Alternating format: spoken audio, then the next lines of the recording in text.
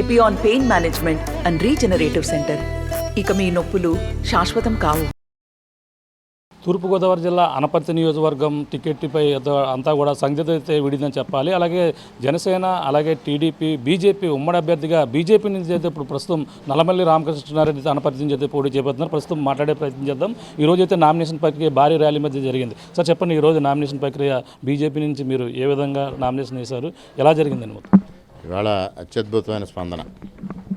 3 పార్టీల కార్యకర్తలు, Telugu Desam party, Janasena, Bharatiya Janata party కార్యకర్తలు అత్యధిక సంఖ్యలో పాల్గొన్నారు.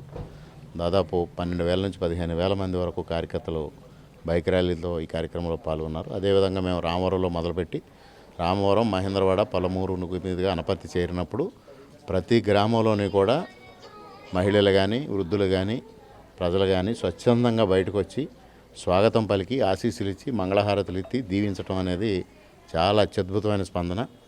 అసలు ఊహించిన దానికన్నా 10 అత్యద్భుతమైన స్పందన ప్రజల్లోంచి కనిపించింది. ఇప్పుడు వరకు మీరు టీడీపీ జెండాతోనే, టీడీపీ బీఫామ్తోనే ఇప్పుడు కూడా నామినేషన్ చేశారు. ఈరోజు కొత్తగా బీజేపీ నుంచి వేయడం జరిగింది. ఇవన్నీ కూడా ఎలా చూడాలంటారు? ఇది తెలుగుదేశం పార్టీని వదిలిపెట్టడం అనేది చాలా బాధాకరమైన విషయం.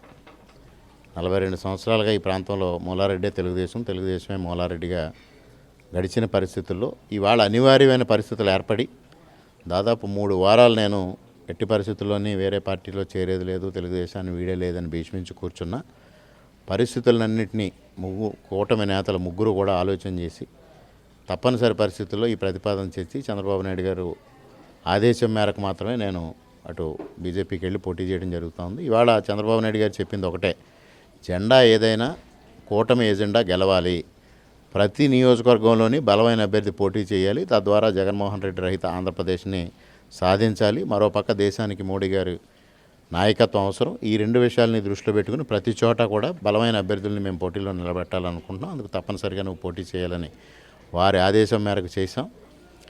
అదేవిధంగా ఇవాళ మరి ఇక్కడ తెలుగుదేశం, బీజేపీ, జనసేన మధ్య చక్కటి సమన్వయం ఉంది. ఆ విధంగా ముందుకెళ్తాం. ఇవాళ కార్యకర్తలు ఉత్సాహం, ప్రజల సంఘీభావం, దాదాపుగా గెలుపు ఖాయం, అత్యధిక మెజార్టీతో గెలవబోతా ఉన్నాం. అందులో ఎటువంటి సందేహం లేదు. అదేవిధంగా ఎంపీ అభ్యర్థి పురంధరేశ్వరి గారిని కూడా అనపర్తి నియోజకవర్గం నుంచి బ్రహ్మాండమైన మెజారిటీ ఇవ్వబోతా ఉన్నాం. ఆవిడ కూడా ఎంపీగా గెలుస్తూ ఉన్నారు. ఎటువంటి సందేహం లేదు దీనిలో. సార్, టికెట్పై సంగతి వీడింది, నామినేషన్ ప్రక్రియ కూడా పూర్తి అయిపోయింది. రేపటి నుంచి ప్రజల్లోకి ఏ విధంగా వెళ్తారు? సమయం చూస్తే చాలా తక్కువగా ఉంది. ఇప్పటికే గతంలో మీరు ఊరు మొత్తం నియోజకవర్గం అంతా తిరిగారు. ఇప్పటి నుంచి ఏ విధంగా ప్లానింగ్ ఉంది, ఏ విధంగా వెళ్తారు? అసలు ప్రచార కార్యక్రమం అనేది ఎక్కడ ఆగలేదు సార్. ఏదో ఒక విధంగా నేను ఏదో కారణంతో ప్రజల్లోనే ఉన్నాను. 5 సంవత్సరాలుగా ప్రజల్లోనే ఉన్నాను.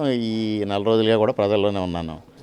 అందువల్ల ప్రచారం కొత్తగా చేయాల్సిన అవసరం లేదు. కాకపోతే ఇవాళ గుర్తు మారింది కాబట్టి గుర్తుని ప్రజల్లోకి తీసుకెళ్లాల్సిన బాధ్యత కార్యకర్తలు తీసుకుంటారు. ఇవాళ 3 పార్టీల కార్యకర్తలు, కూటమి కార్యకర్తలు అందరూ రేపటి నుంచి డోర్ టు డోర్ ప్రతి గ్రామంలో కార్యకర్తలు డోర్ టు డోర్ తిరిగి 2-3 రోజుల్లో మొత్తం గ్రామం ఒక రౌండ్, ఆ విధంగా 4-5 సార్లు తిరిగి గుర్తుని ముందుగా ప్రచారం చేయడం, అదేవిధంగా ఏదైతే మేనిఫెస్టో ఇవాళ కూటమి మేనిఫెస్టో ఉందో మేనిఫెస్టోని ప్రచారం చేయడం ద్వారా ఓట్లు అడిగే ప్రక్రియకి ఒక పక్కన నా భార్య తిరగడం, ఒక పక్కన మా కుమారుడు తిరగడం, వీళ్ళందరూ కూడా గ్రామాల్లో పర్యటన చేసి, నేను కూడా కొన్ని గ్రామాల్లో పర్యటన చేసి మొత్తం మీద ఎన్నికలకు సమాయత్తం అయ్యాం. మేము ఎక్కడో మధ్యలో కాడి వదిలింది లేదు. 5 సంవత్సరాలుగా ప్రజల్లోనే ఉన్నాను.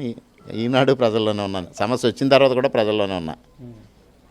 ఫైనల్గా చూసుకుంటే గతంలో మీరు ఒక ఆరోపణ చేశారు, ఇది మన టికెట్ ఈ విషయంలో వైసీపీ నేతలు కీలక పాత్ర ఉందని చెప్పేసి అన్నారు. స్థానిక ఎమ్మెల్యే కూడా ఆరోపణలు చేశారు.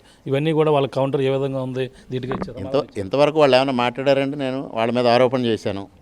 సాక్షాత్తు నాకు తెలిసిన ఇన్ఫర్మేషన్ ప్రకారం వాళ్ళ కోఆర్డినేటర్ ఎవరైతే ఉన్నారో ఆయనే మీ మీద ఆరోపణలు చేస్తూ ఉన్నాడు. వాళ్ళ పార్టీ టికెట్ ఇవ్వకపోతే వాళ్ళని మాట్లాడకుండా మీ మీద ఆరోపణ చేస్తూ ఉంటే మీరు ఖండించట్లేదు, దానివల్ల మీకు నష్టం జరిగిందని వాళ్ళ నాయకుడే చెప్పాడు.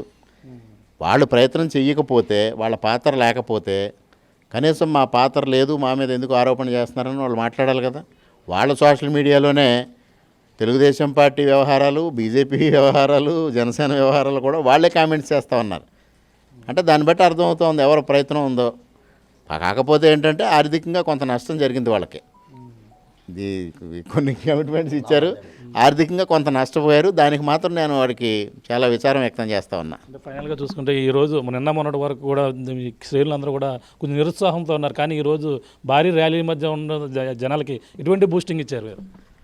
ఇవాళ స్వచ్ఛందంగా తరలి వచ్చారు.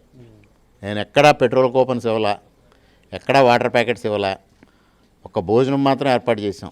అంతే తప్పించి వారికి వారు స్వచ్ఛందంగా వచ్చి ర్యాలీలో పాల్గొన్నారు. చివరి కార్యక్రమం అయ్యే వరకు, పూర్తి అయ్యే వరకు అందరూ ఉన్నారు. అంటే స్వచ్ఛందంగా వచ్చినప్పుడు మాత్రమే ఎంత సమయం అయినా విసుగు విరామం లేకుండా చేస్తారు. డబ్బు ఇచ్చి తీసుకొచ్చిన వాళ్ళు ఆ సమయం అవగానే వెళ్ళిపోతారు. ఇవాళ స్వచ్ఛందంగా వచ్చిన కార్యకర్తలను చూస్తే వైసీపీ నాయకులు గుండెల్లో గుబులు రేగడం ఖాయం. Thank you sir. చూస్తున్నా ఇది పరిస్థితి. ప్రధానంగా చూసుకుంటే ఇక్కడ అనపర్తి నియోజకవర్గం టికెట్పై మొత్తం సందిగ్ధత వీడింది. ఎట్టకేలకైతే నల్లమల్లి రామకృష్ణారెడ్డి బీజేపీ నుంచి అయితే అతనైతే అభ్యర్థిగా పోటీ చేస్తూ బరిలో నిలుస్తూ ఈరోజు నామినేషన్ అయితే వేసిన పరిస్థితి. ఎట్టకేలకు ఆ ప్రక్రియ కూడా పూర్తవడంతో ఎట్టకేలకు నియోజకవర్గంలో ప్రచారం అయితే జోరు పెంచుతాం. అలాగే ఆ సింబల్ ఏదైతే ఉందో పార్టీ సింబల్ అయితే ప్రజల్లోకి తీసుకెళ్లి విస్తృతంగా ఆ మొత్తం ఏది ఏమైనా ఇక్కడ ఉమ్మడి అభ్యర్థిగా నన్ను గెలిపించేందుకు ప్రజలు సిద్ధంగా ఉన్నారు. వైసీపీని అయితే మొత్తం గద్దె దించేందుకు నియోజకవర్గం రాష్ట్ర వ్యాప్తంగా అంతా కూడా జగన్మోహన్ రెడ్డి కూడా గద్దె దింపేందుకు మొత్తం ప్రజలంతా కూడా సిద్ధంగా ఉన్నారని నల్లమల్లి రామకృష్ణారెడ్డి చెప్తున్న పరిస్థితి ప్రధానంగా ఉందని చెప్పాలి. దిగులు ఉన్న తాజా పరిస్థితి కెమెరా బాలుతో ప్రకాష్ ఆర్టీవీ అనపర్తి. నమస్తే అండి.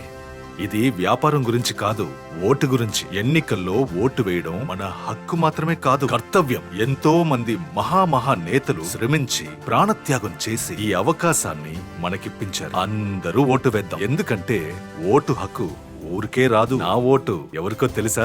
అది సీక్రెట్ అండి.